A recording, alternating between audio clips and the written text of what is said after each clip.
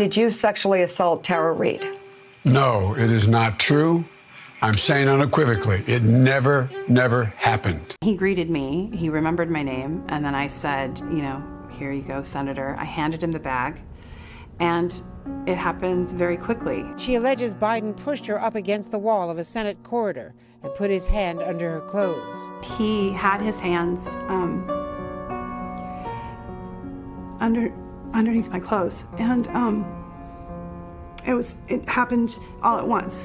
He had one hand underneath my shirt, and the other hand, I had a skirt on, and he went down my skirt and then went up. Well, it happened also suddenly.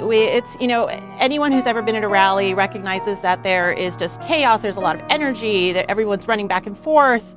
Eva Longoria was there. We were all lined up next to the stage. Eva was in front of me. Joe Biden was behind me. I'm kind of preparing myself to give these remarks. It's the very last days before the election. And very unexpectedly and out of nowhere, I feel Joe Biden put his hands on my shoulders, get up very close to me from behind, lean in, smell my hair, and then plant a slow kiss on the top of my head. And that in and of itself might not sound like it's a very serious thing. That in and of itself might sound like it was innocent and well-intentioned. But in the context of it, as a person that had absolutely no relationship with him afterwards, as a candidate who was preparing to make my case for why I should be elected the second in command of that state, to have the Vice President of the United States do that to me so unexpectedly and just kind of out of nowhere, it was just shocking. It was shocking because you don't expect that kind of intimate behavior. You don't expect that kind of intimacy from someone so powerful and someone who you just have no relationship whatsoever to touch you and to feel you and to be so close to you in that way. So I frankly just didn't even know how to react. I was just shocked. I felt powerless. I felt like I couldn't move. I just didn't even know how to process it. And my bigger point that I've been making is that in these power dynamic situations, and women are subjected to this in the political setting, but in work settings all the time, that you just kind of process it and then you move on because you have a job to do. And frankly, what do you say? Who do you tell? There just isn't really a mechanism to deal with it. And so that's what I did. I went on and I made my case and campaigned and frankly then went on with my life because, again, what do you do? So Vice President Biden and his team just released a statement just moments ago from Mr. Biden. Here's what it says, quote, "In my many years on the campaign trail and in public life, I have offered countless handshakes, hugs, expressions of affection, support, and comfort. And not once, never did I believe I acted inappropriately. If it is suggested I did so, I will listen respectfully, but it was never my intention. We have arrived at an important time when women feel they can and should relate their experiences and men should pay attention, and I will," unquote. What's your response? Well, I certainly think that it's better than his first statement that they released on Saturday. I'm glad that he's willing to listen. Hi, Caroline. How about you? How old are you? 18. 18. Yes. Now, you all sisters? This is sister-in-law. Sister, and what's your name? Hi, Andy. How old are you? How old are you? I'm 23. This is my wife now. I'm glad that he is clarifying his intentions.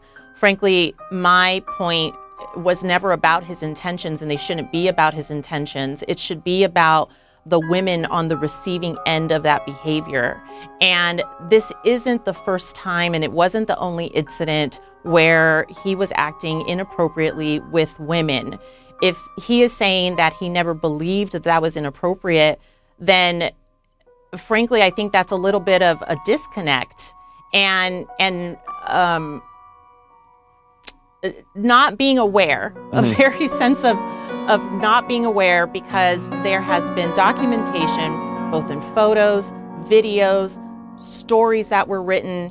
Now, that being said, I think that part of the reason why I decided to finally say something is because those behaviors were not being taken very seriously. They were not being considered from the perspective of the woman on the other side of that power dynamic, on the side of on the receiving end.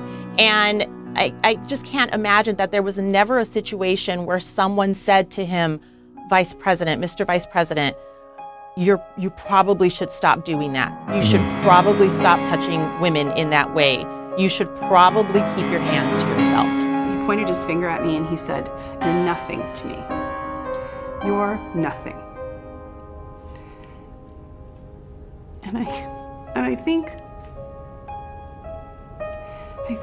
think that's the hardest thing.